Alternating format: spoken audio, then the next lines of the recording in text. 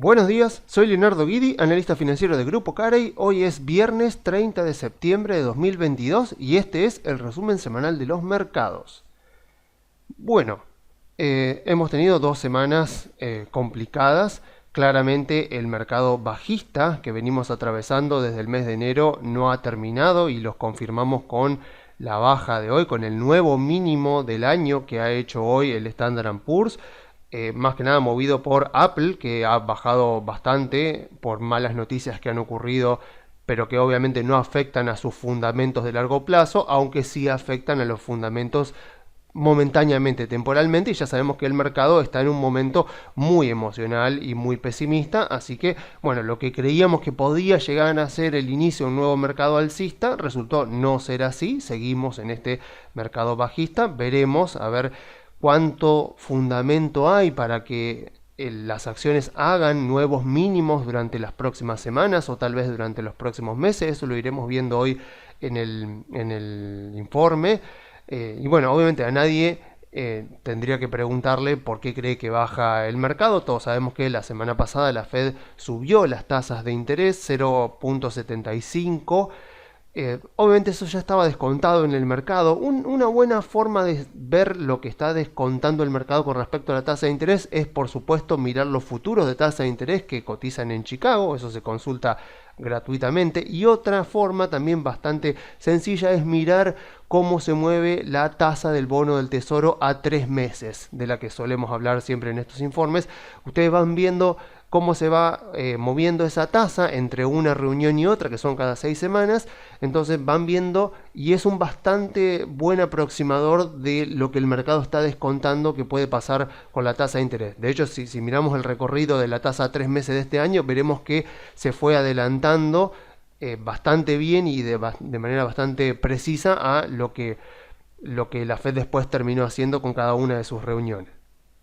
Y obviamente, como esto estaba descontado, estas bajas que estamos viendo no son el resultado de la suba de 0.75, sino obviamente de que el mercado sigue muy pesimista con que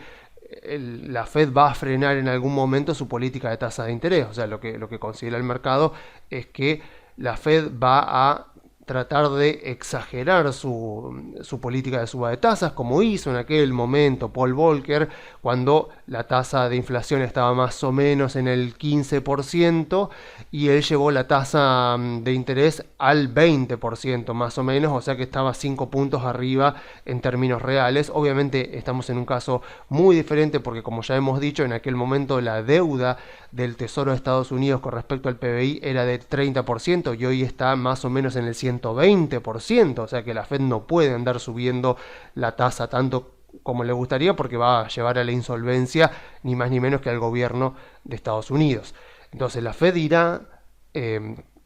seguirá adelante, digamos, con su política de tasas positivas, y lo que ha dicho en la última reunión es que espera terminar el año con una tasa arriba del 4% y después parecería como que quieren dejarla estable porque ya consideran que con eso y la inflación ya en baja, eventualmente para más o menos marzo o abril del año que viene se llegaría a tener tasas reales positivas. Obviamente, como siempre aclaramos en estos informes,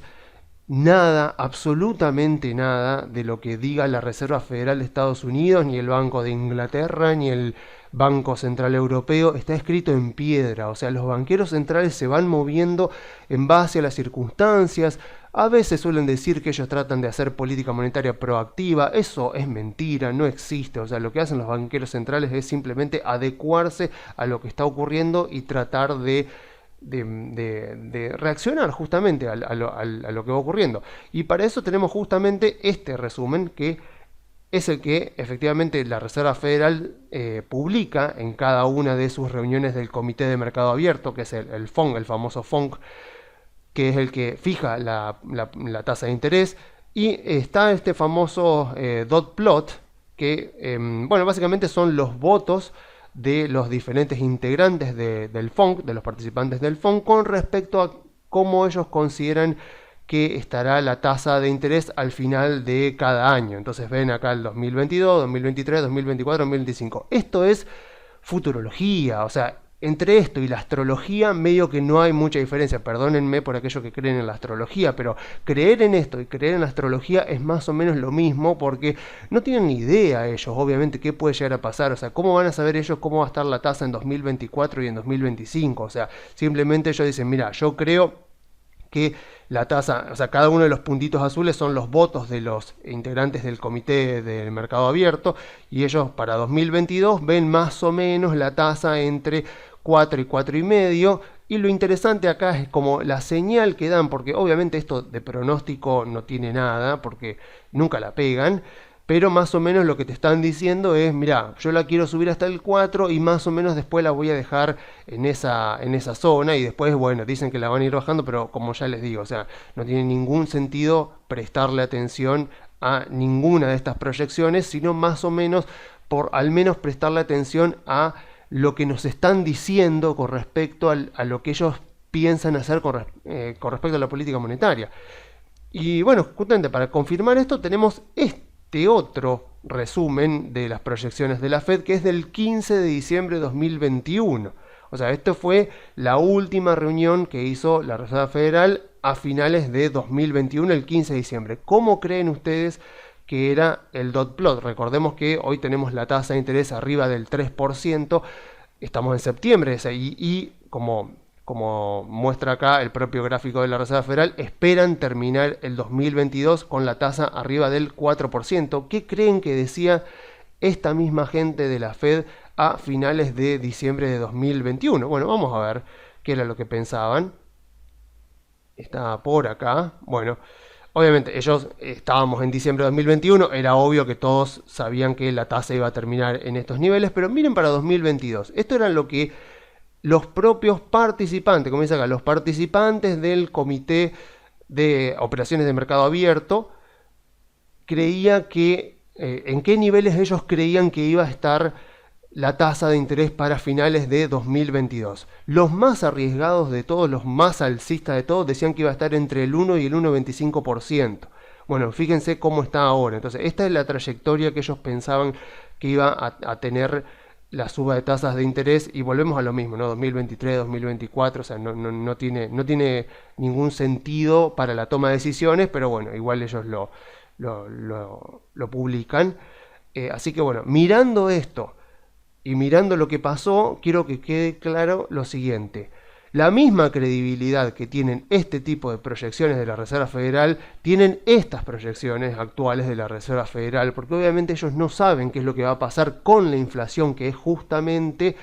la principal causa por la que están subiendo las tasas de interés y la causa que va a provocar que frenen y que eventualmente empiecen a bajar las tasas de interés. Así que mucho cuidado con el tema de las proyecciones, pero también es cierto que el mercado las mira y hay gente que le presta atención y que toma decisiones al respecto. Entonces, sabiendo esto, nosotros tenemos que también operar en consecuencia, o al menos saber que estas bajas que estamos viendo pueden deberse, porque nunca lo vamos a saber con total seguridad, pero que pueden deberse a un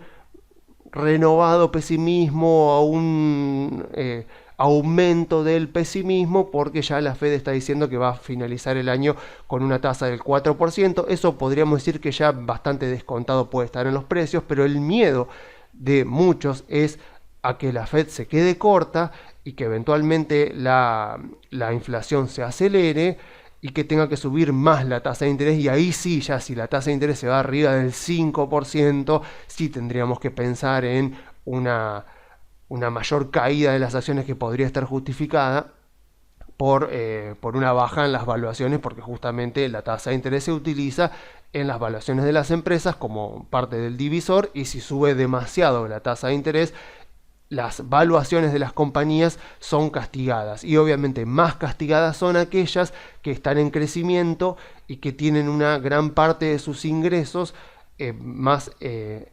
provenientes del futuro lejano. O sea, una empresa, por ejemplo, como Coca-Cola o como McDonald's, que son empresas muy estables, muy maduras, más o menos crecen muy poquito por año. Entonces, más o menos que cambie la tasa de interés no le modifica demasiado la evaluación. Pero si tenemos una empresa que está creciendo, por ejemplo, no sé, al 20 o al 30%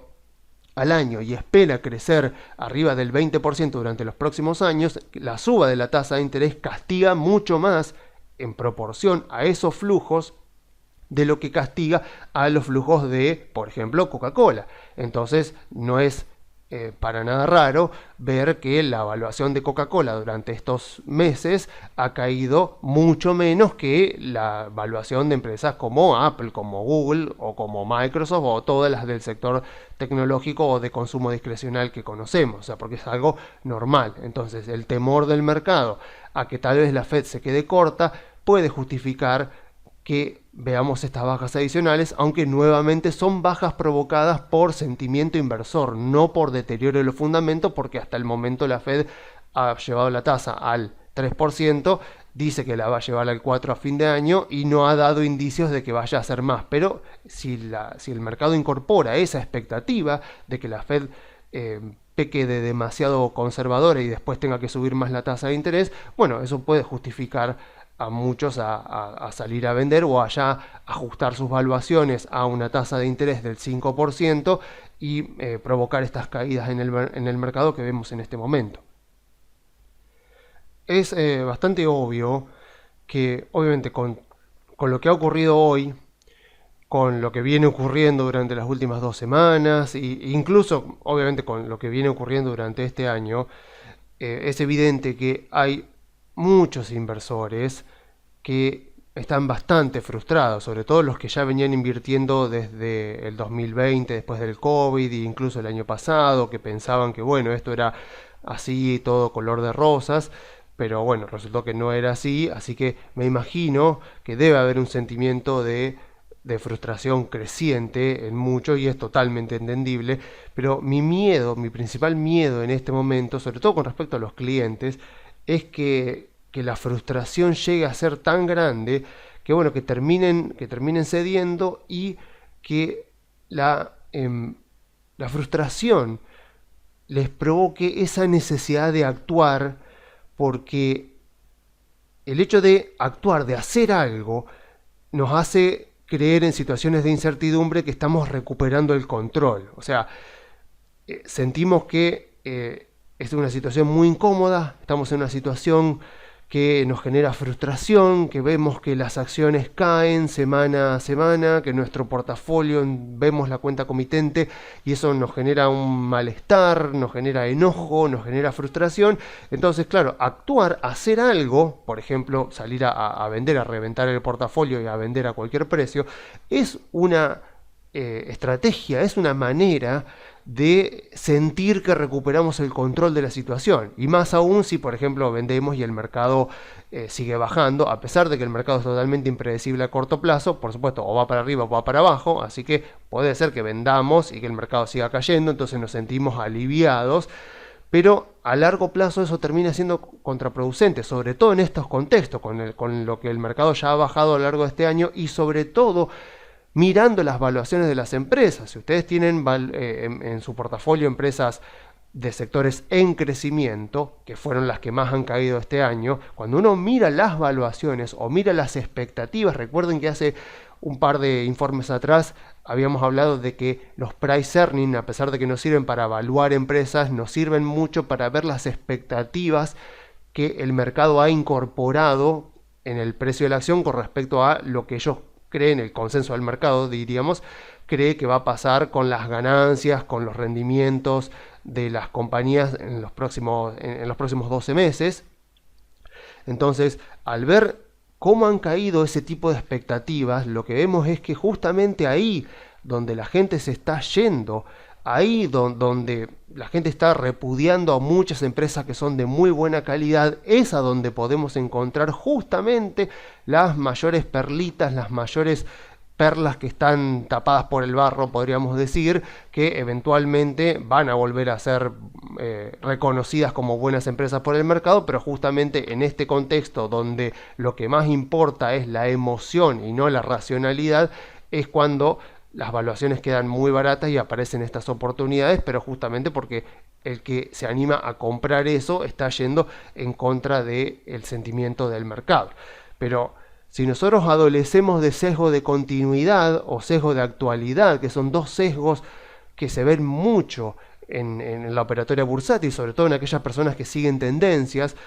A ver, por ejemplo, como para aclarar un poco, sesgo de continuidad es la idea de creer que aquello que viene siendo continuará siendo. Entonces yo me paraba en diciembre de 2021, veía que había sido un año espectacular, 28 años de suba para el Standard & Poor's, entonces mi sesgo de continuidad me decía, esto sigue re bien, o sea, está bien. Cuando uno miraba las valuaciones de las compañías, yo obviamente si van a informes anteriores míos, yo no lo hice, se me escapó la tortuga, podríamos decir. Pero si uno miraba las valuaciones de las compañías, había indicios, ya lo hemos visto incluso en informes anteriores, algunos indicios de que había empresas y sectores que estaban un poco caros, pero si uno sufría del sesgo de continuidad en diciembre de 2021, como la Fed, por ejemplo, como veíamos ahí también en el diagrama de puntos de la Fed, uno creía que lo que venía siendo va a continuar siendo. Bueno, ¿qué pasó? Enero de 2021 no fue así, el mercado pegó la vuelta. Ahora, aquella persona que adolece del sesgo de continuidad le puede estar pasando lo contrario, está viendo todo esto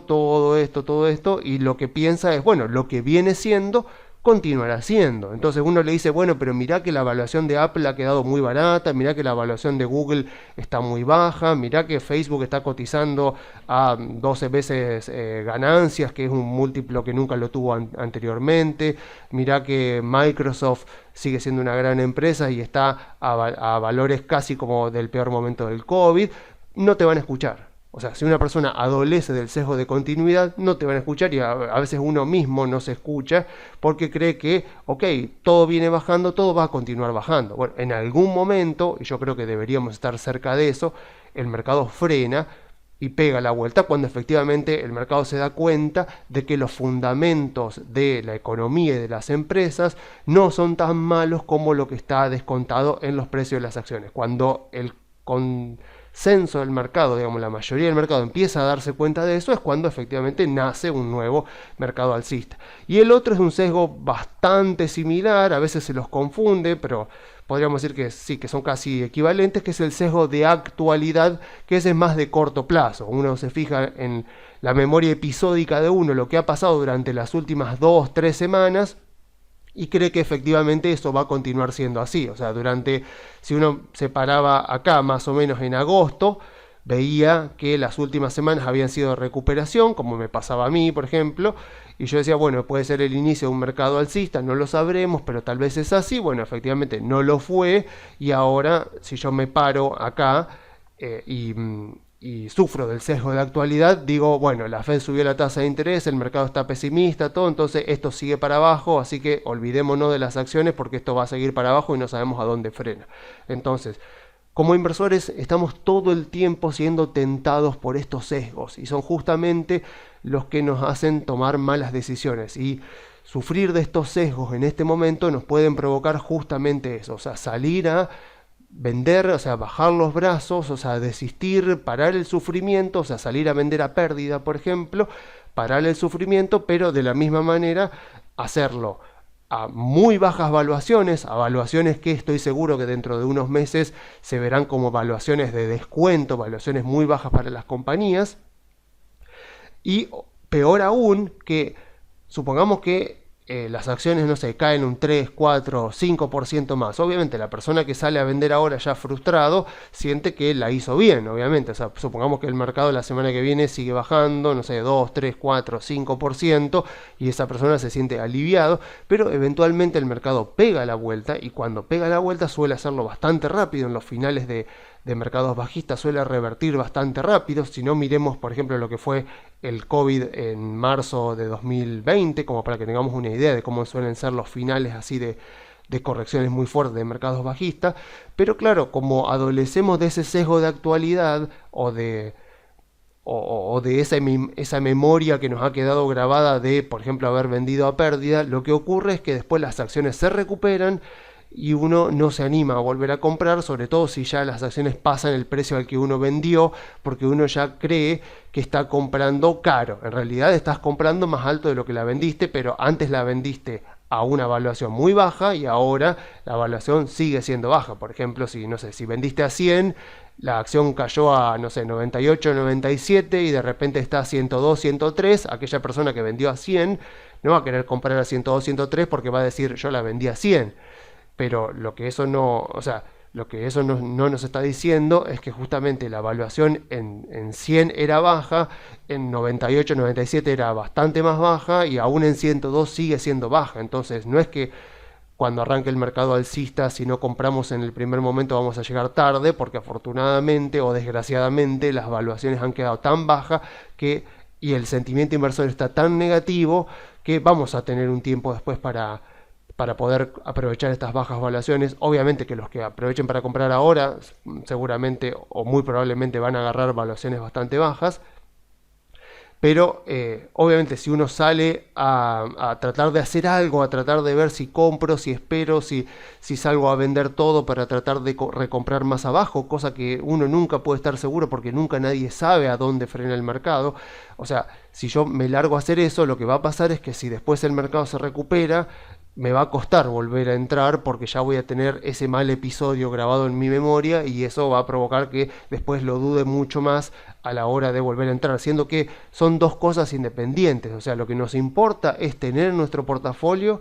buenas compañías de muy buena calidad, con muy buenos negocios, que estén en industrias que estén creciendo y de ser posible comprarlas a las menores valuaciones posibles. Eso es lo que importa. Después el resto que hagamos con nuestras emociones es algo que justamente tenemos que tratar de evitar, porque en la mayoría de los casos actuar por emociones nos va a jugar mucho más en contra que a favor. Así que mucho cuidado con lo que hagamos, sobre todo en estos contextos que justamente estamos en momentos límites, o sea, estamos en momentos donde el mercado ha hecho el mínimo del año y estoy seguro de que el sentimiento inversor de la gran mayoría de los inversores en este momento no debe ser el de pensar, bueno, pero ya estamos cerquita del piso, sino todo lo contrario. La gran mayoría de los inversores del mercado en este momento deben estar pensando que esto no para más. Bueno, déjenme decirles que la historia nos muestra que en algún momento frena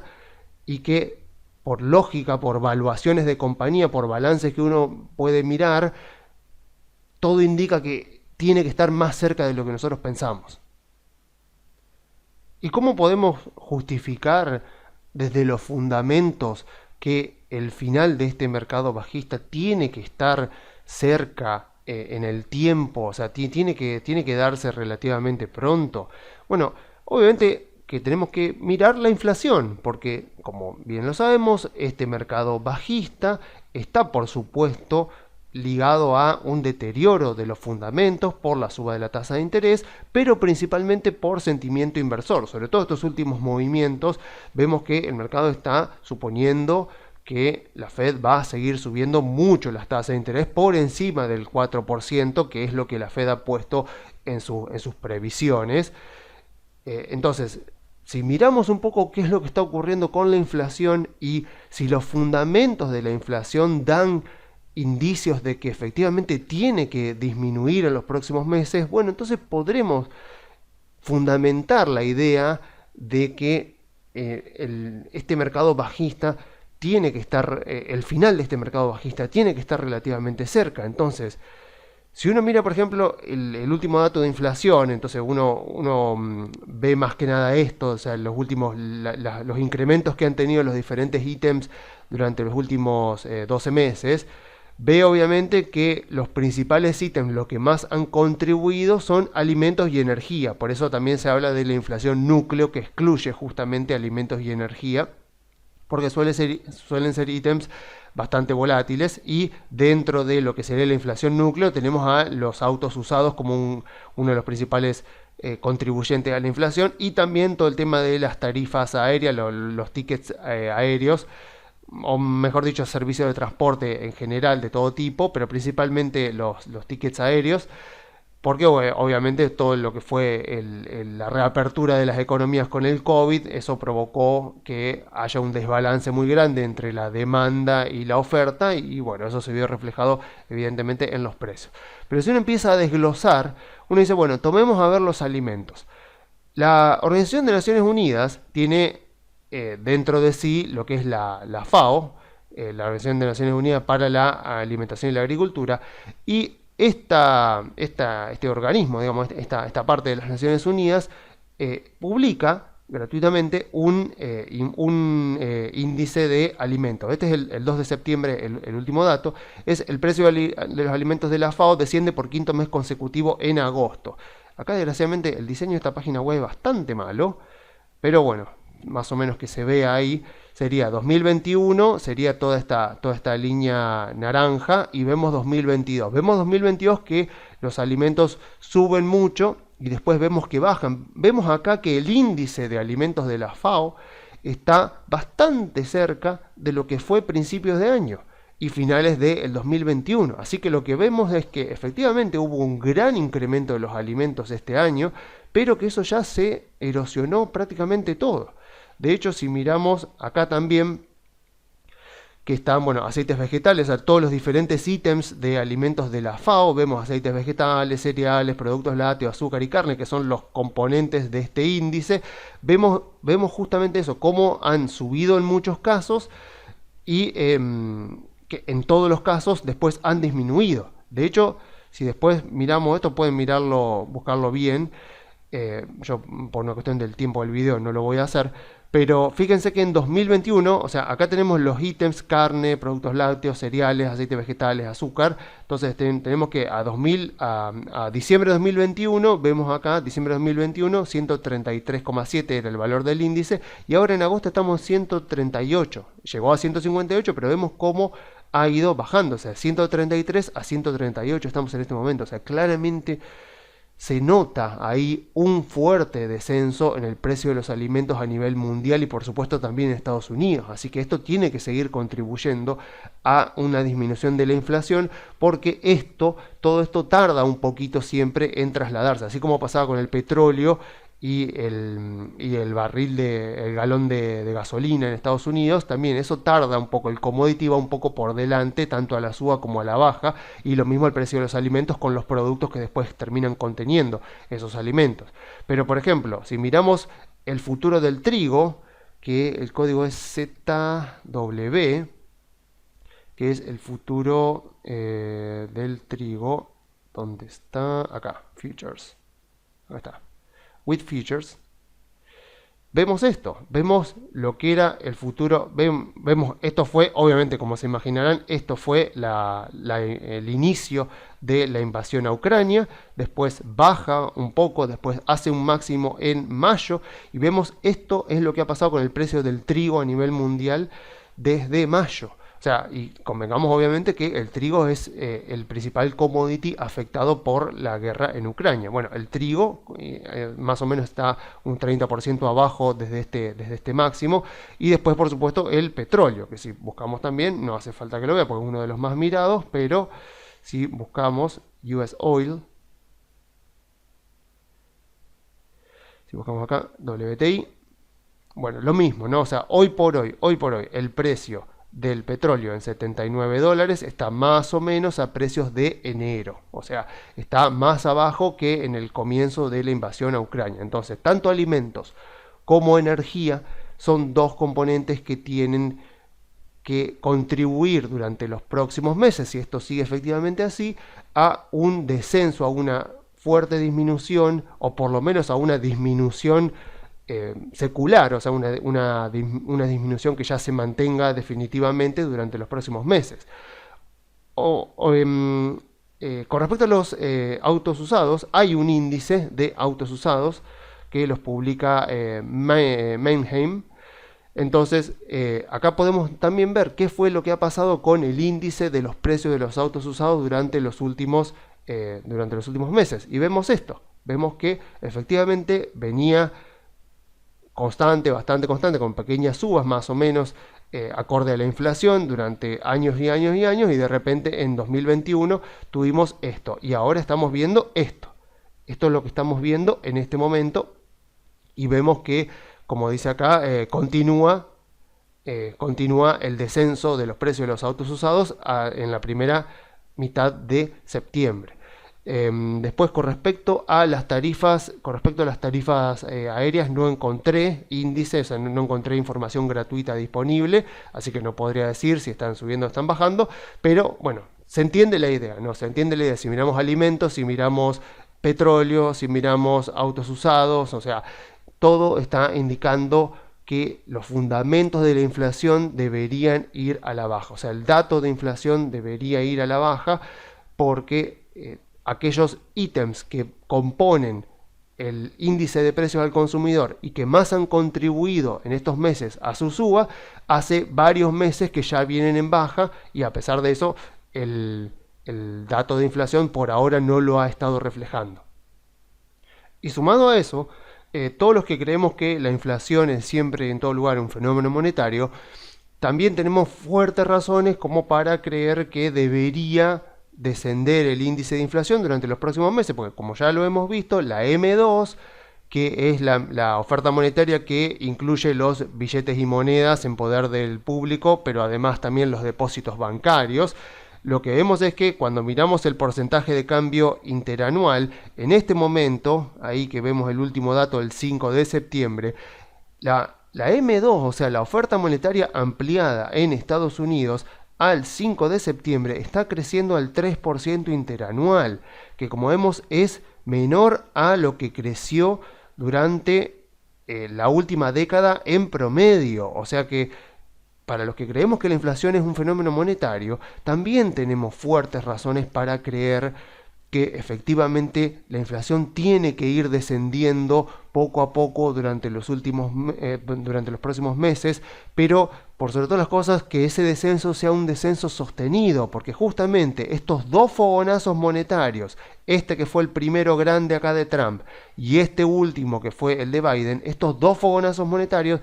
evidentemente ya se están trasladando a los precios, pero al no haber habido otro fogonazo monetario después del de Biden de febrero de 2021, no tenemos razones monetarias para creer que va a venir otra cantidad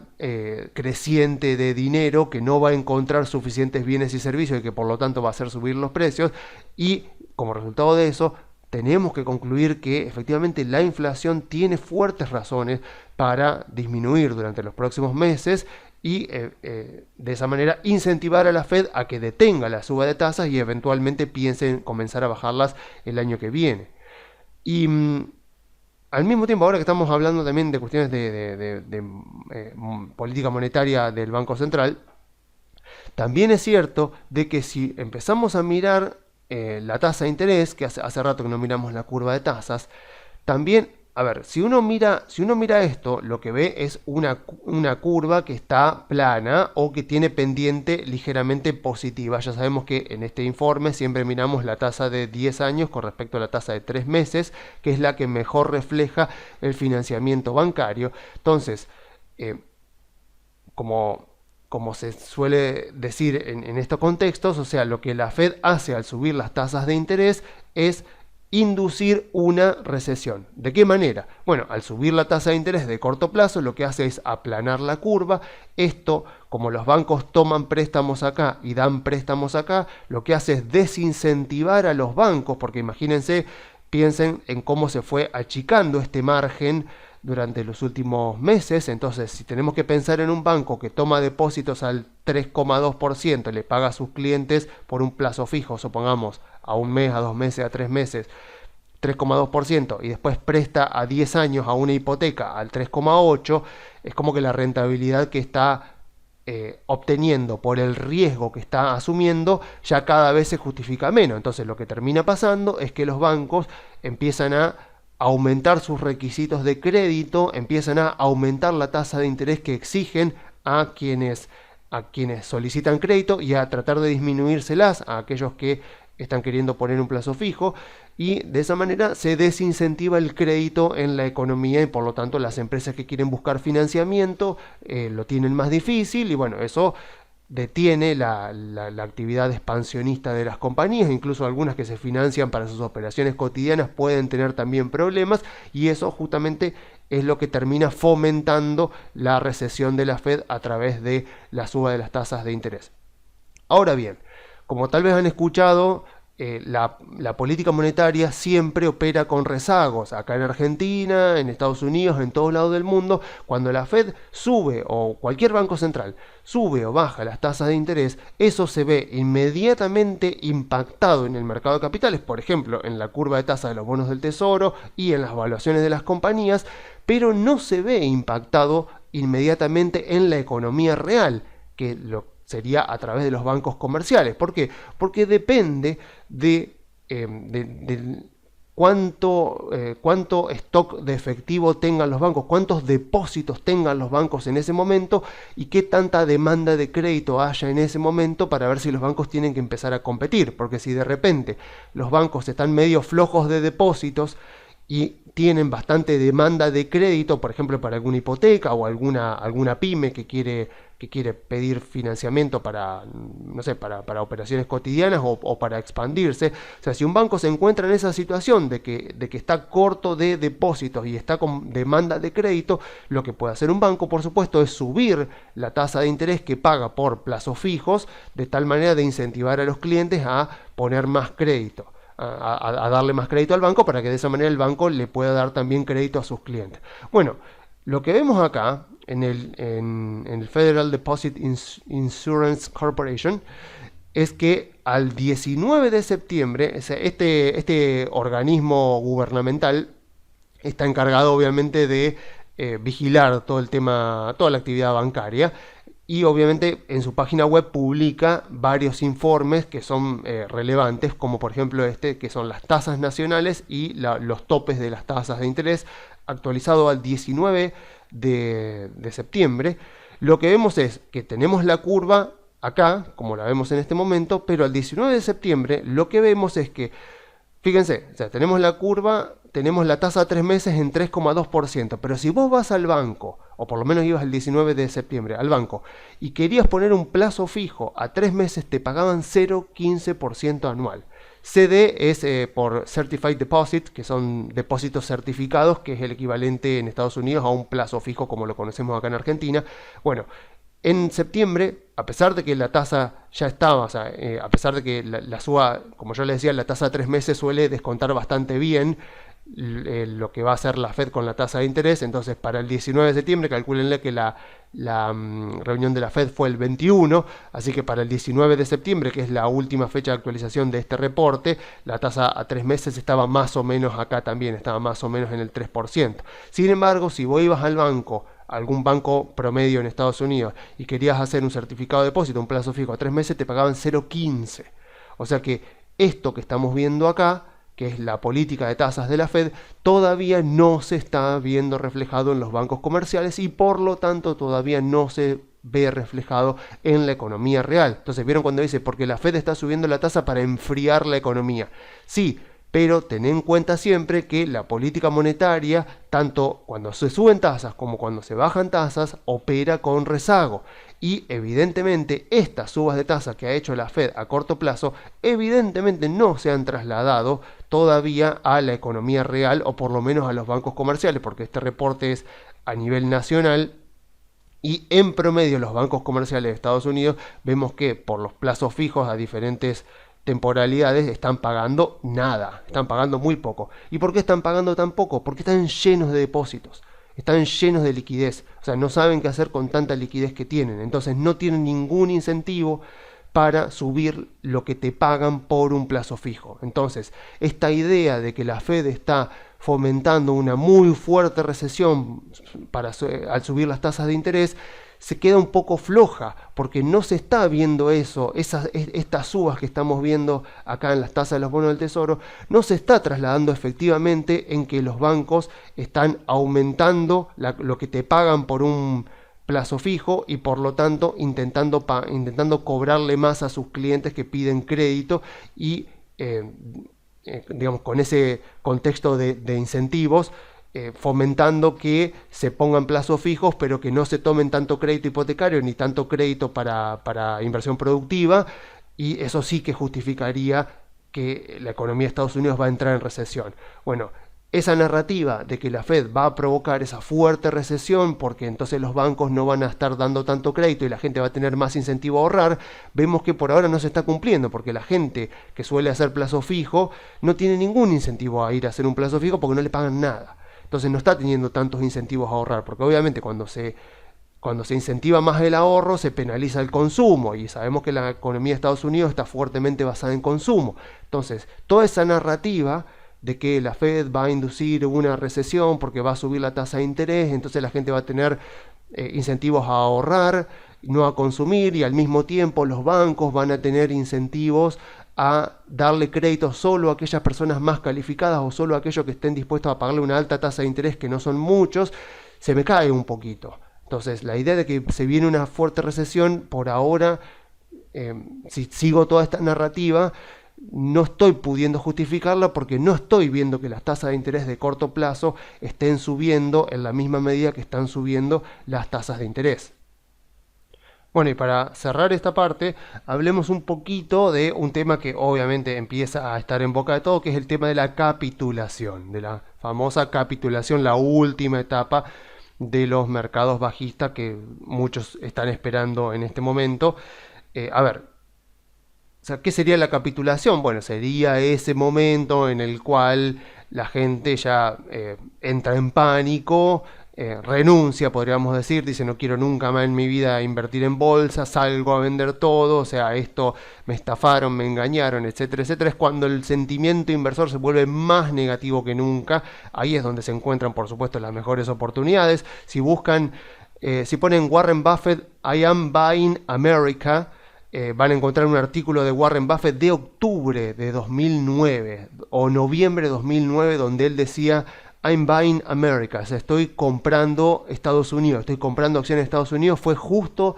ese artículo salió justo en el momento de la capitulación, o sea que es cuando ya la gente no solo que se resigna, sino que directamente abandona, digamos, se retira y dice, bueno, esto no es para mí, ya está. Después obviamente esa misma gente al año ya volvió, pero bueno, es ese momento emocional donde dicen, bueno, listo, se terminaron las acciones para mí, no quiero ver nunca más una acción en mi vida, y bueno, es justamente ese tipo de contexto. Entonces acá lo interesante de este contexto, yo hasta ahora lo que estoy viendo, como decía, era una resignación frustrada. O sea, gente que está comprada en acciones, dicen, mira, ¿para qué voy a vender si las acciones que tengo son buenas? Vamos a suponer que han comprado buenas compañías, como las que solemos mencionar en estos informes. Y dicen, bueno, o sea, me resigno, digo, bueno, en algún momento esto para, o sea, no voy a salir a vender algo que sé que está barato solo por el hecho de que sigue bajando de precio. O sea,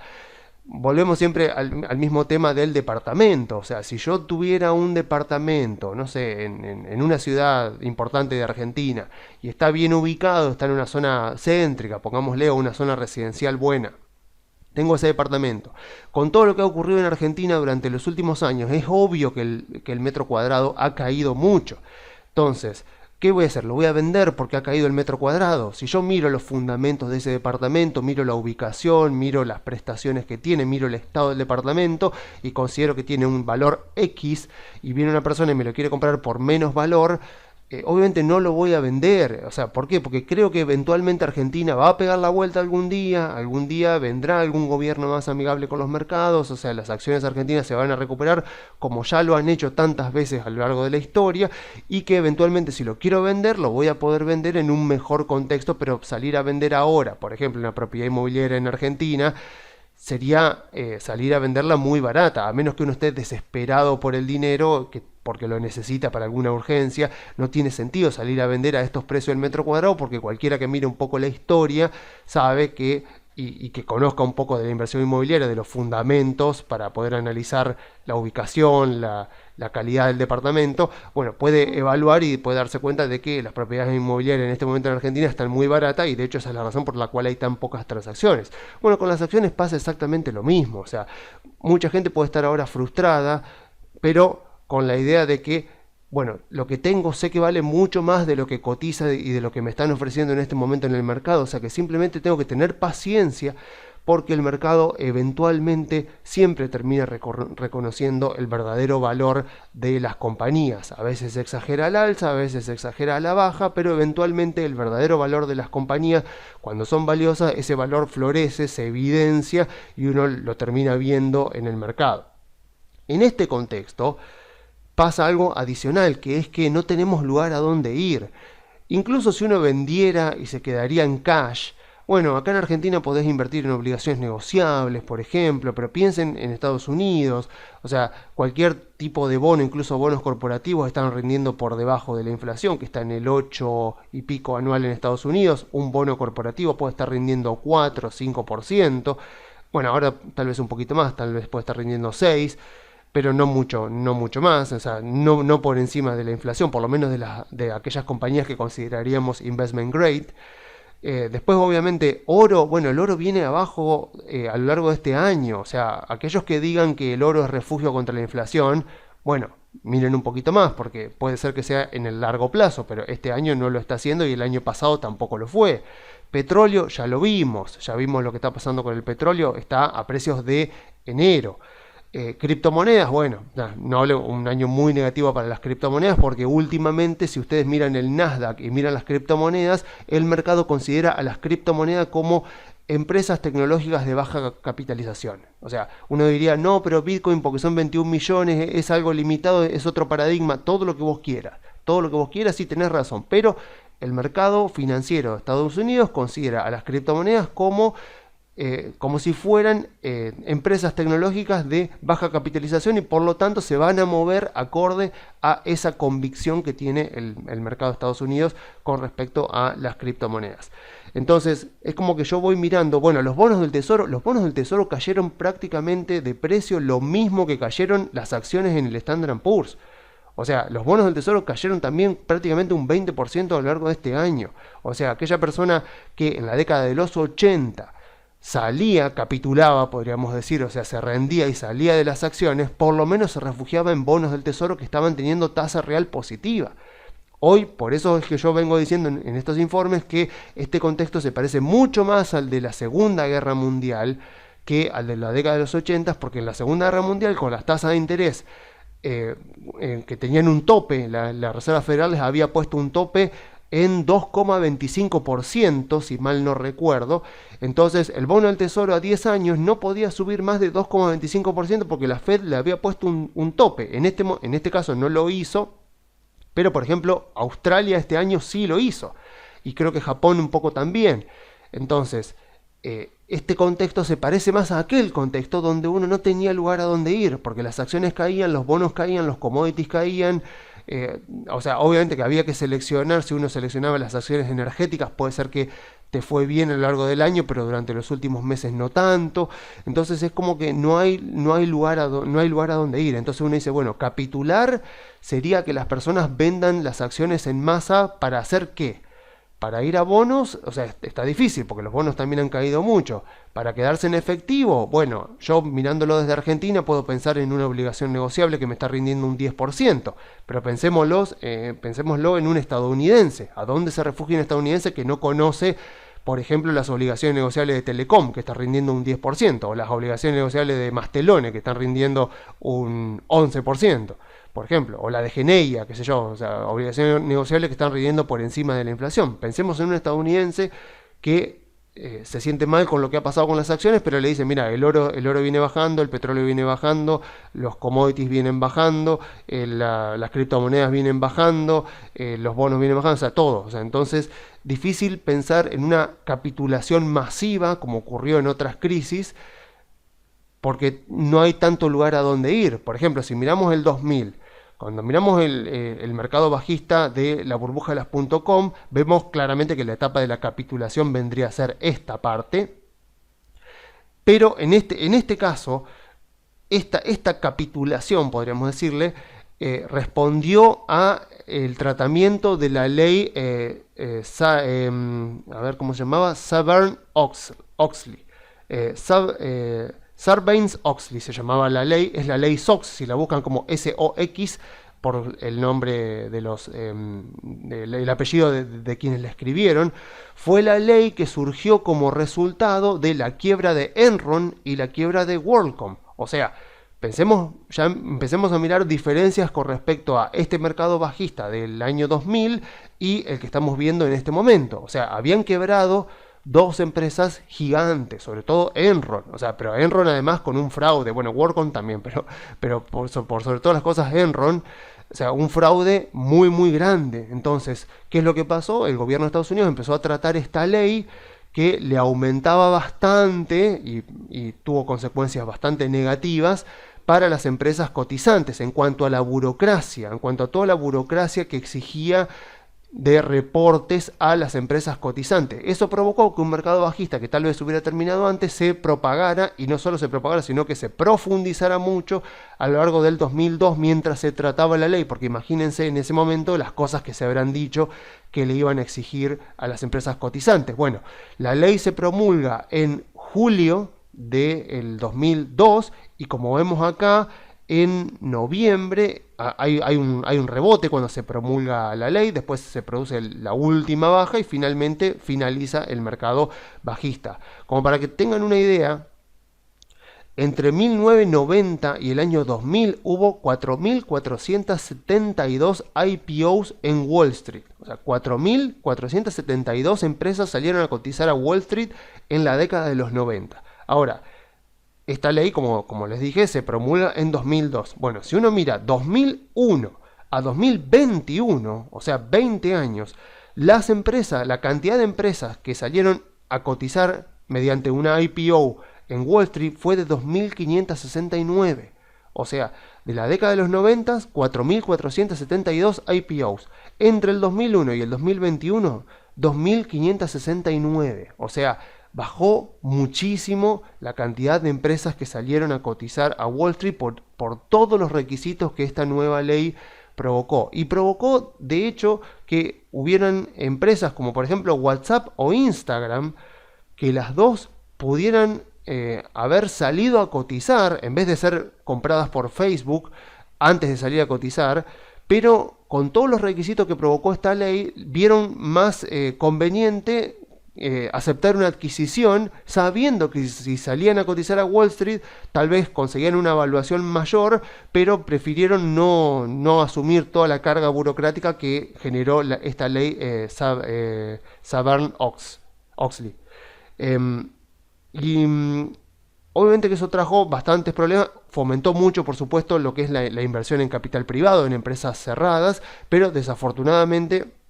hoy por hoy, la cantidad de empresas que cotizan, que están listadas en Wall Street, es menor que la que había a finales de la década de los 90, obviamente en parte porque hubieron empresas que quebraron, otras que se fusionaron con otras que fueron adquiridas, otras que se deslistaron, pero fundamentalmente porque esta ley le quitó los incentivos a muchas empresas para salir a cotizar. O mejor dicho, le quitó los incentivos, le aumentó mucho los costos de salir a cotizar. Entonces se entiende por qué hubo etapa de claudicación acá y obviamente que también si miramos la crisis financiera de 2008 vemos claramente acá la etapa de la claudicación que responde por supuesto a la quiebra de Lehman Brothers. O sea, cuando quiebra Lehman Brothers hay una genuina preocupación de que esto se va a terminar contagiando al resto de los bancos y bastante razón tenían. Y bueno, entonces se produce esto, ¿no? Los bancos se caen las cotizaciones, las valuaciones de los bancos, pero al mismo tiempo se caen las de las otras empresas, porque imagínense que si se caen los bancos, se cae directamente el sistema financiero del país. Así que eso respondió justamente a la quiebra de Lehman Brothers y al temor a que eso se termine contagiando al resto del sistema financiero internacional. Pregunta, ¿qué vemos de similar en el 2000 y en el 2008 a hoy? O sea, no estamos viendo al Congreso de Estados Unidos pensando en sancionar leyes que le aumenten los requisitos a las empresas cotizantes o que generen un cambio en las reglas de juego de Wall Street. No estamos viendo eso.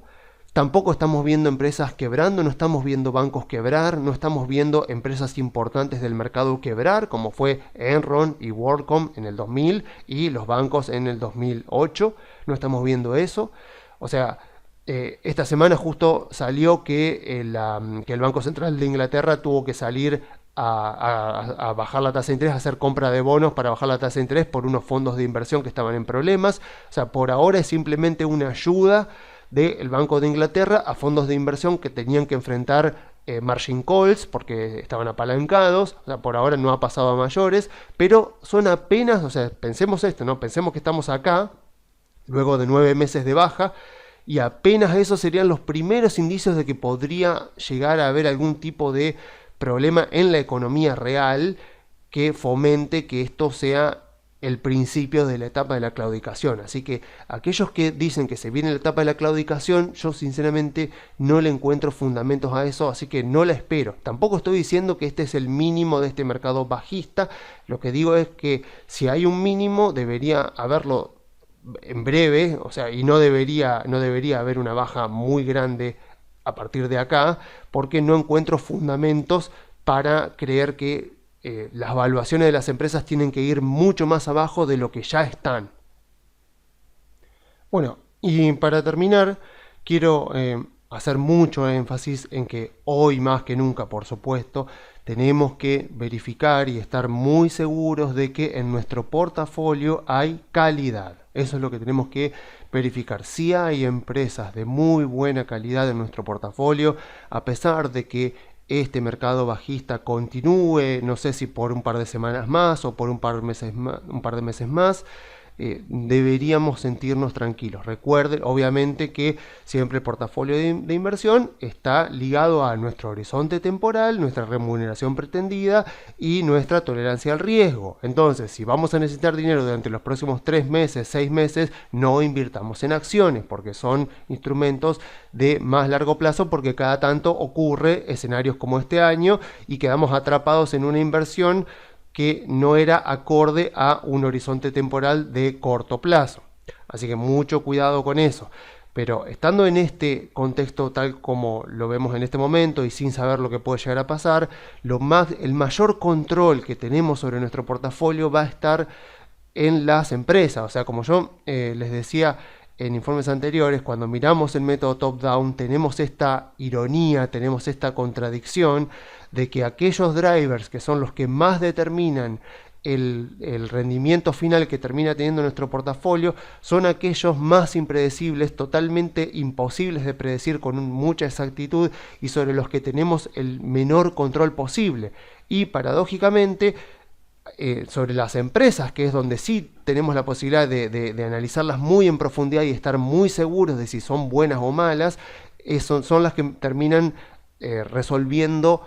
menos el menor porcentaje del rendimiento final que tiene el portafolio. Pero nuestra esperanza queda en las industrias. Las industrias es como ese punto intermedio, donde sí, efectivamente, tampoco es que tenemos un gran control sobre lo que pueda ocurrir con una industria, pero a diferencia de los drivers de alto nivel, lo que sí tenemos es la capacidad de poder estudiarlas mucho en profundidad. Entonces,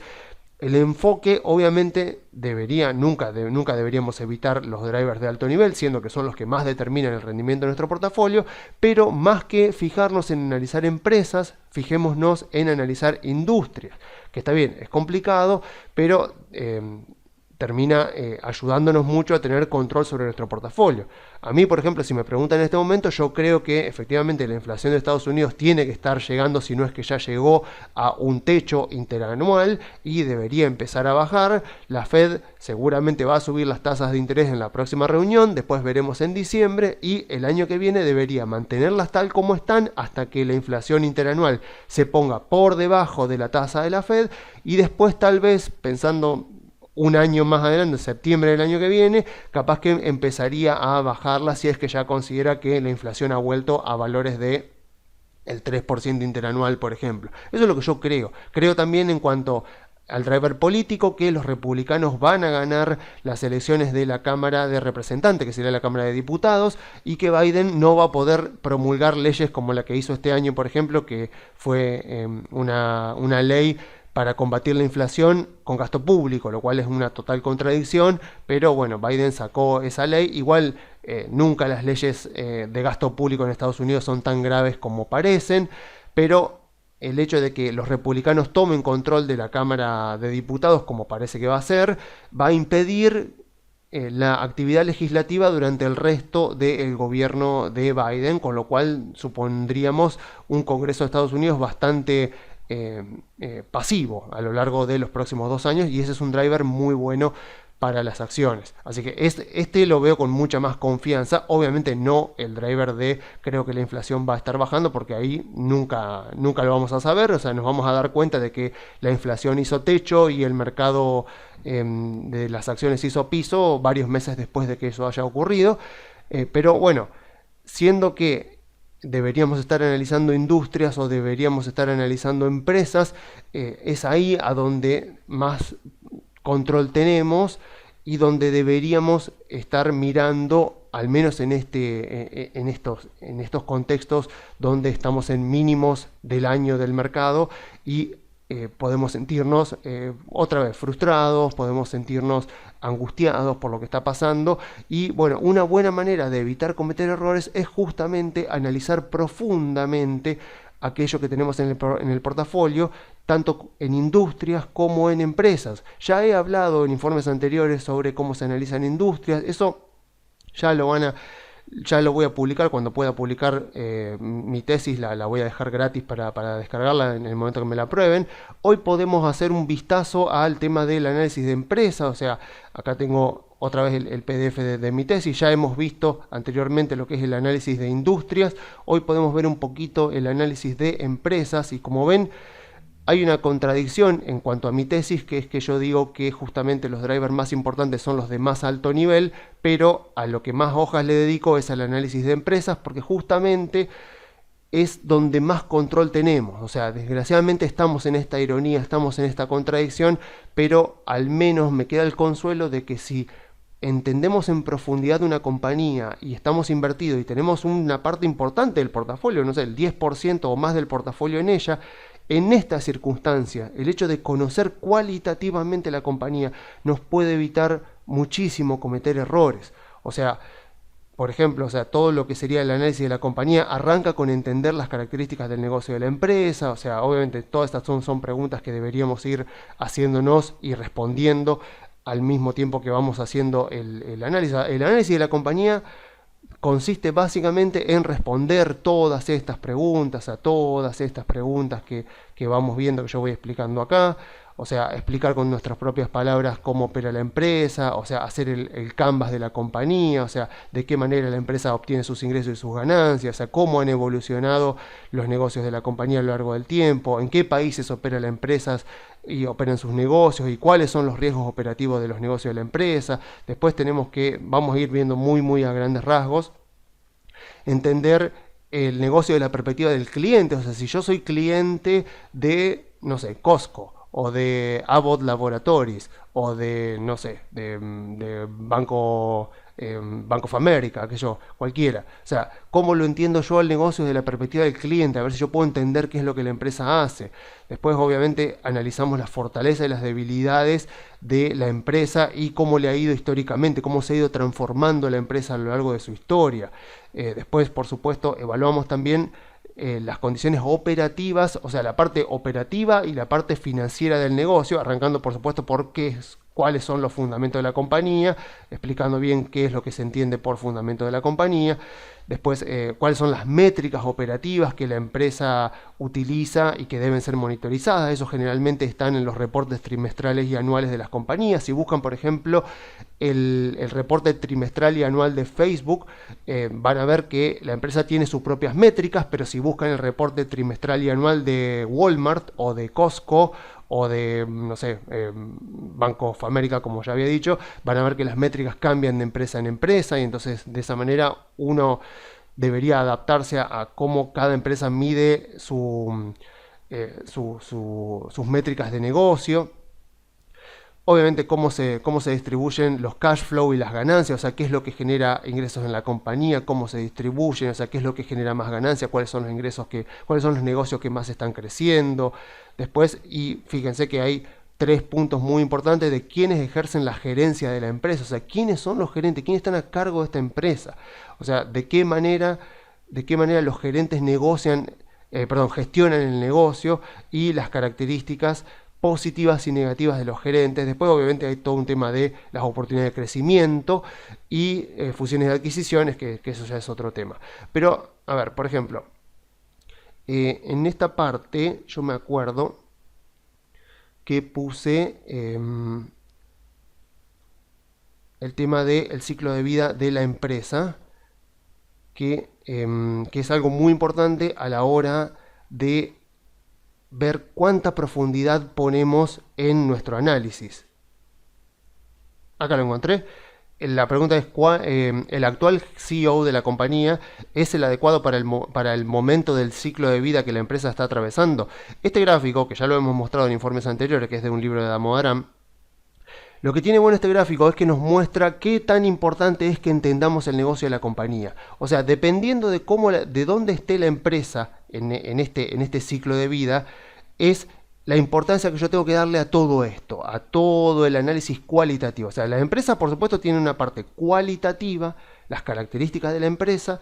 y todo eso eventualmente se transforma en un número que va al Excel y que va a la evaluación de la compañía, que ahí nos dice si la compañía está cara o barata a través de la evaluación. Ahora bien, todos los números están justificados por todas estas cualidades que vamos investigando acerca de la empresa, que vamos entendiendo de la empresa. Cuanto más avanzada está la empresa en su ciclo de vida, menos importa toda esta parte cualitativa y más importa la parte numérica, porque la parte numérica no va a cambiar. O sea, si yo pienso en Coca-Cola, por ejemplo, Damodaran tiene un libro muy bueno, que es el libro del cual saqué este gráfico, que se llama Narrativas y Números, excelente libro de Damodaran, donde él dice, si yo miro Coca-Cola, Coca-Cola está acá, está en la parte estable madura, o sea, está en esta parte donde los ingresos ya se han estabilizado, las ganancias también, y la historia de la compañía ya se contó. O sea, él usa mucho este tipo de analogía. Él dice, si yo pienso en McDonald's, pienso en Coca-Cola, pienso en empresas, no sé, de acería, pienso en empresas petroleras, la historia de ese tipo de empresas, las mineras, la historia que yo puedo contar sobre esas empresas ya se contó. O sea, la empresa ya está en una industria madura, muy estable, la empresa es estable. O sea, lo que puedo esperar en el futuro es una continuación bastante cercana a lo que está pasando en el presente. Ahora, si yo agarro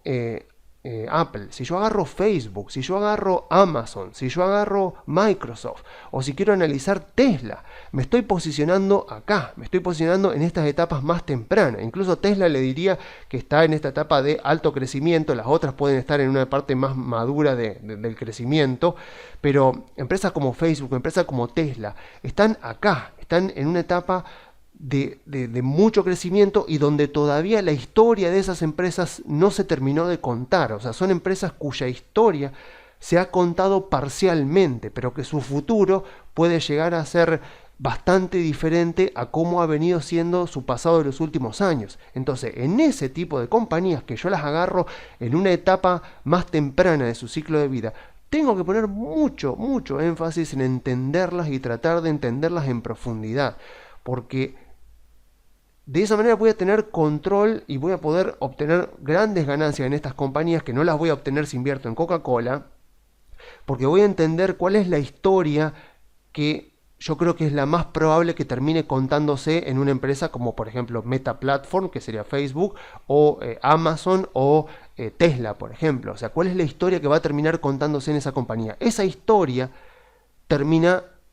convirtiéndose en un número que termina yendo al Excel, a la evaluación. Por eso siempre digo que toda evaluación es siempre, en última instancia, una opinión de la persona que hace la evaluación. Si yo considero que Tesla es una empresa de autos eléctricos y nada más, y que el mercado eventualmente la va a alcanzar, bueno, mi evaluación de Tesla es una. Ahora, si yo considero que Tesla es una empresa tecnológica que además de autos eléctricos tiene conducción autónoma, tiene inteligencia artificial, tiene robots que supuestamente va a sacar, tiene celulares que también en teoría quiere sacar, tiene uniones con Starlink, que es la otra empresa de Elon Musk, etcétera, etcétera. Bueno, mi historia sobre la compañía es otra, por lo tanto los números que pongo en el Excel son otros y por lo tanto el valor que yo le doy a la compañía es otro. Entonces, unas personas que tengan una historia para contar de la compañía que sea pesimista, la van a vender a estos valores y otros la van a salir a comprar. Entonces, por eso es tan importante que entendamos cualitativamente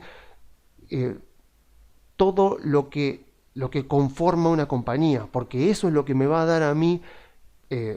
tranquilidad y control sobre mi inversión. Bueno, y hablando justamente de la parte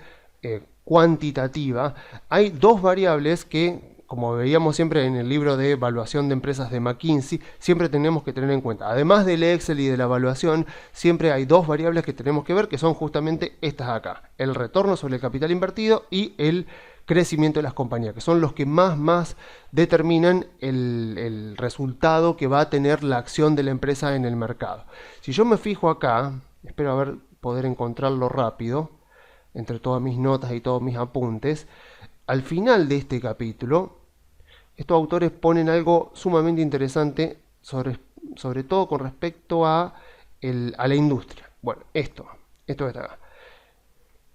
Este gráfico lo que muestra es el retorno sobre el capital invertido por industria entre 1995 y 2017. Lo que me importa acá que observemos es de qué manera el retorno sobre el capital invertido está determinado por la industria. O sea, si tenemos en cuenta que el rendimiento sobre el capital y el crecimiento de los ingresos son las dos principales variables que nos dicen si una empresa es de buena calidad o no, y nos marcan el rendimiento en el mercado que va a tener, tengo que tener muy en cuenta que ese rendimiento sobre el capital invertido está fuertemente influenciado por la industria, y por eso es tan importante que analice la industria, porque en última instancia una empresa mediocre de una industria, como vemos acá, con muy alto rendimiento sobre el capital invertido, puede que en el largo plazo, 5 años, por ejemplo, termine obteniendo mayores rendimientos en el mercado de sus acciones de lo que podría tener una empresa muy buena, pero que forma parte de la industria de utilities, por ejemplo, o de metales y minerías, que como vemos acá tiene rendimientos sobre el capital invertido excesivamente bajos por lo que justamente por lo justamente madura que es esa industria. O sea, la industria a la que pertenece la empresa determina fuertemente el rendimiento sobre el capital invertido, y lo que nos muestran los datos también es que el rendimiento sobre el capital invertido no suele cambiar mucho entre industrias a lo largo del tiempo. Eso es un dato sumamente importante. De hecho, el libro publica también gráficos con respecto a eso. Acá vemos el mismo gráfico de recién, pero entre 2015 y 2017, o sea, un horizonte temporal mucho más acotado, y vemos lo mismo, ¿no? Vemos diferentes industrias, como vemos acá, y si lo comparamos con el gráfico anterior, yo no lo voy a hacer porque no tengo tiempo, pero vamos a ver que no cambia mucho la distribución entre las industrias. Obviamente, como vemos acá, si miramos la industria de la biotecnología, vemos que hay cuartiles que lo va dividiendo entre el primer y el tercer cuartil. Vemos una amplitud muy grande entre rendimiento sobre el capital invertido. Pero, ¿qué es lo que yo les decía? Si yo agarro acá una empresa biotecnológica e incluso agarro una empresa mediocre, que podría ser acá más o menos como está la media acá, que sería una empresa mediocre dentro de esta industria, estaría obteniendo un enorme rendimiento sobre el capital invertido, excluyendo goodwill, como se suele hacer. Y fíjense acá, si yo agarrara la mejor, por ejemplo, acá la mejor empresa de esta industria, o de esta industria, de la industria de las aerolíneas, por ejemplo, si yo agarrara la mejor empresa, la que tiene el rendimiento sobre el capital invertido más grande de la industria de las aerolíneas, estaría incluso por debajo de las empresas mediocres de otras industrias. Entonces, mucha atención, prestar mucha atención a el tipo de industria que metemos en nuestro portafolio, porque el rendimiento sobre el capital que van a tener las empresas y que suelen tener las empresas depende más de la industria y de las características de la industria que de la empresa en sí. No ocurre lo mismo con el crecimiento, como vamos a ver ahora, pero antes quería mostrar esto que yo les decía. Bueno, acá lo que hace también la empresa es ver cómo decae el rendimiento sobre el capital invertido, porque se supone que si yo tengo una industria que está ganando mucho sobre el capital, el rendimiento es muy alto sobre el capital, debería aparecer la competencia y ese rendimiento debería bajar, y por lo tanto la suba de las acciones a lo largo del año también deberían empezar a desacelerarse. Lo que muestra acá es que efectivamente hay un decaimiento, pero que no es tan grande, y que efectivamente las empresas que tuvieron hace muchos años altos rendimientos sobre el capital, siguen siendo las que tienen más rendimiento con respecto a otras industrias o otros portafolios como hacen acá los autores. Esto véanlo con detenimiento. Acá también, o sea, mide el ROIC, el rendimiento sobre el capital promedio de diferentes portfolios, porque va armando diferentes portfolios en base a rendimiento. O sea, agarra empresas que tienen alto rendimiento, empresas que tienen bajos rendimientos, empresas que tienen rendimientos medianos, y lo que ve es que han pasado los años, como muestra acá, y los rendimientos se han ido manteniendo, lo cual llama mucho la atención, porque uno tendería a creer que empresas que tienen altos rendimientos sobre el capital deberían sufrir por la entrada de la competencia, pero lo que muestran los datos es que no, que como los rendimientos sobre el capital te lo da la industria y no tanto la empresa, hay características estructurales de la industria que provoca que las empresas tengan altos rendimientos o bajos rendimientos. Entonces, una empresa minera, por más que lo intente, le va a ser imposible obtener rendimientos sobre el capital de arriba del 20%, porque la industria ya está configurada de tal manera que es imposible por las características de mucha intensidad de capital que tiene esa actividad y por el tipo de producto que venden, que es un producto commodity que se vende en mercados internacionales y con bajas barreras de entrada. Eso provoca que el rendimiento del capital de una empresa minera sea muy bajo y que sea imposible para la empresa minera poder tener un rendimiento del 20%. Por lo tanto, si yo quiero comprar empresas mineras, lo que tengo que hacer es o comprarlas cuando ha pasado algo muy malo y su valuación es bajísima, o apuntar a que el precio del producto que vende, el commodity, por ejemplo el oro, la plata, el hierro, el cobre, va a subir mucho de precio. Les deseo mucha suerte con eso, es extremadamente difícil hacerlo, pero hay gente que suele intentarlo. La otra variable que nos determina que una empresa es de alta calidad, como lo marca acá el libro de evaluación de McKinsey, es justamente el crecimiento en los ingresos. Y acá la realidad es totalmente diferente de la que tiene el rendimiento sobre el capital invertido. Acá obviamente ya llevo demasiado tiempo de video, no lo voy a extender demasiado más. Acá hace lo mismo, o sea, nos muestra, y fíjense acá cómo ya la cosa se empareja mucho más. Fíjense los porcentajes de incremento, el annual revenue growth rate, o sea, el crecimiento promedio anual de los ingresos por industria. Fíjense la media de cada industria, cómo es mucho más pareja de lo que era en cuanto al rendimiento sobre el capital invertido. Acá ya nos está diciendo que las diferencias ya no son estructurales de la industria, sino que ya cada empresa en particular es la que realmente determina en qué porcentaje van a crecer sus ingresos cada año y si van a ser capaces de sostenerlo. Entonces yo me voy a dedicar a esta parte puntual que dice por qué el crecimiento sostenido o sostener el crecimiento es bastante duro. Bueno, hay un par de gráficos que los voy a tener que pasar porque no tengo tiempo, pero lo que más quería explicar era esto, era la diferencia con el gráfico anterior, o sea, cómo decae el crecimiento de los ingresos. Entonces lo que hacen ellos es agarrar y armar portafolios con las empresas cuyos ingresos estaban creciendo arriba del 30%, empresas que estaban prácticamente estancadas, empresas que estaban creciendo al 5, al 10, como vemos acá, forman cinco portafolios diferentes, y lo que ven es que, a diferencia de lo que ocurría con el rendimiento sobre el capital invertido, con respecto a los ingresos es mucho más difícil sostener los ingresos. Cuando tenés ingresos que están creciendo mucho, lo normal al hacer una evaluación de una compañía es asumir que los ingresos van a caer al promedio de crecimiento que tiene la industria o incluso al promedio que tiene la economía, que es lo que solemos hacer cuando hacemos evaluaciones en el año terminal, digamos, en el momento terminal de las evaluaciones. Siempre suponemos que los ingresos de la compañía van a crecer a lo que crece la economía o incluso un poco más abajo, que es justamente lo que nos muestra la realidad. O sea, ¿qué es lo que tenemos que buscar cuando buscamos empresas de buena calidad?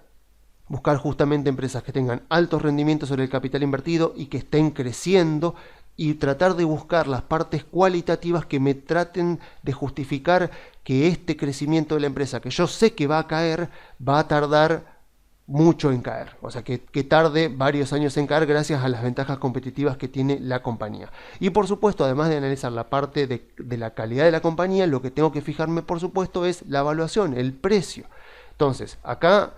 a lo sumo lo que podemos hacer es no mirar la evaluación de la compañía, pero vamos a ver un poco las expectativas. Eso lo podemos hacer acá en Ticker, que es una excelente página web, que su versión gratuita nos da muchísima información. Por ejemplo, podemos ir a ver Apple, por ejemplo. Podemos ver Apple.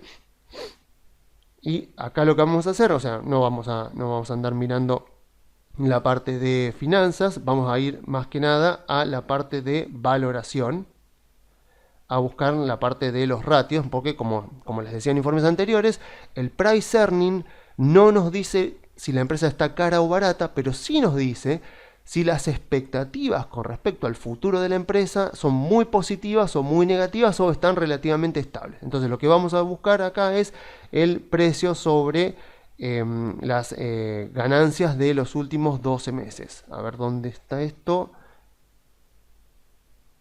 Acá encontramos el precio. LTM significa Last 12 Months, o sea que serían los últimos 12 meses, y el EPS, el Earning Per Share, diluido antes de los extras. Si hacemos clic ahí, nos pone la empresa el price earning. Vemos esto, ¿no? Vemos lo que vamos a ir hasta el COVID. A ver, acá. Vemos que Apple dentro de todo se ha mantenido bien a pesar de lo que ha caído esta semana. Entonces, pero vemos esto. Vemos que si tomamos al price earning no como el valor de la empresa, sino como las expectativas que están incorporadas en los precios, como hacen los autores del libro de McKinsey, vemos esto. Vemos que a pesar de que la empresa sigue siendo una gran empresa, que sigue creciendo y que ha sacado productos nuevos, está en una evaluación relativamente baja, o sea, está en un contexto donde sus expectativas son demasiado bajas para lo que ha estado en otros momentos. Si le agregamos, por ejemplo, no sé, Google, vamos a agregarle Alphabet. Con Alphabet vemos cosas diferentes, o sea, acá vemos en negro, vemos esto, ¿no? O sea, vemos nuevamente, vamos a ir hasta 2020, vemos que Google está abajo del COVID, o sea, vemos acá en la línea negra a dónde llegó el price earning de Google en el COVID y dónde está ahora. O sea, hoy por hoy las expectativas con respecto a las ganancias futuras de una empresa tan sólida como Google están en mínimos inferiores al COVID, o sea, con expectativas peores que las que vivimos durante febrero-marzo de 2020. O sea, una empresa que si la miramos cualitativamente es súper sólida, hoy está con unas expectativas totalmente bajas. O sea, me cuesta pensar que una empresa así no está muy barata. Microsoft, vamos a ver por ejemplo, si agregamos Microsoft, vamos a ver una realidad bastante similar porque son todas empresas de los mismos sectores. Entonces vemos así, vemos que Microsoft está un poco más, o sea, Microsoft de vuelta vamos a ir hasta el COVID. Vemos ahí, pero nuevamente vemos a Microsoft acá y en el COVID acá. O sea que más o menos está otra vez con expectativas del momento del COVID. O sea, vemos acá empresas que yo consideraría de mucha calidad, que nadie podría negar que estas empresas tienen fuertes ventajas competitivas, y aún así las vemos con expectativas sumamente pesimistas con respecto a su futuro. Entonces, si yo soy capaz de analizar compañías de manera cualitativa y poder ver además sus retornos sobre el capital invertido, hacer proyecciones de los ingresos y ver de comprarlas en un momento en el que sus expectativas estén muy por el piso, bueno, es de sentido común, es lógica pura que si yo actúo y aprovecho e invierto en estas compañías, a la larga me tiene que ir bien y tengo que obtener rendimientos no solo positivos en términos de inflación, sino superar al índice del mercado porque he comprado muy buenas empresas a valores muy muy bajos. Así que en el caso de que tengamos estas empresas, bueno, a no desanimarse, simplemente a no frustrarse, que son cosas que pasan y es parte de la vida como inversor. Pero justamente, si somos conscientes de qué tenemos en el portafolio, las capacidades, las cualidades que tienen esas empresas y vemos que hoy por hoy su valuación es muy superior a lo que el mercado espera de ellas, entonces no tiene ningún sentido que salgamos a vender, sino todo lo contrario, intentar aprovechar estas oportunidades para comprar, sabiendo por supuesto que es imposible poder determinar si hemos llegado al piso o si la semana que viene o si la otra será o el mes que viene, no lo sabemos. Lo que sí sabemos, por lógica pura, es que si uno analiza empresas, encuentra muy buenas empresas, hace una evaluación y ve que están baratas con respecto a su potencial y ve que en este momento el mercado tiene expectativas exageradamente negativas de ella, bueno, sabe que si las compra, eventualmente por probabilidad, por pura probabilidad, por puro sentido común, nos tiene que ir bien. Si hacemos eso, vamos a evitar cometer errores en estos contextos de tanto sentimiento negativo y a la larga, por lógica pura, tenemos que obtener rendimientos que nos permitan superar no solo la inflación, sino también el índice general del mercado, en este caso el Standard & Poor's. Así que con eso yo me despido, dejándole las vías de comunicación. Se pueden comunicar por la página web grupocari.com.ar o enviando un mail a contacto@grupocari.com.ar o info@grupocari.com.ar.